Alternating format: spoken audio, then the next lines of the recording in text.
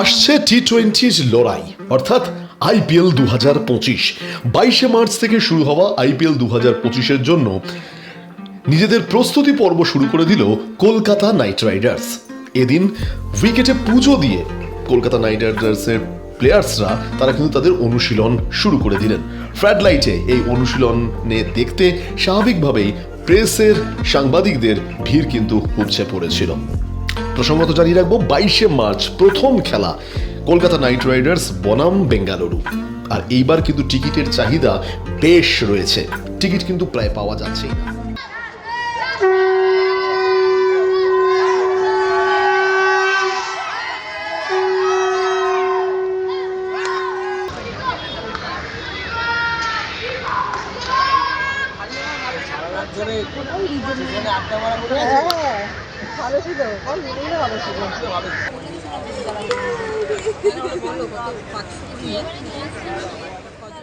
Kolkata Knight Riders গতবারের champion, আর এইবার উদ্বোধনী ম্যাচ কলকাতা ইডেন গার্ডেন্সে কলকাতা নাইট রাইডার্স নাচছে আগামী 22শে মার্চ বেঙ্গালুরুর বিরুদ্ধে।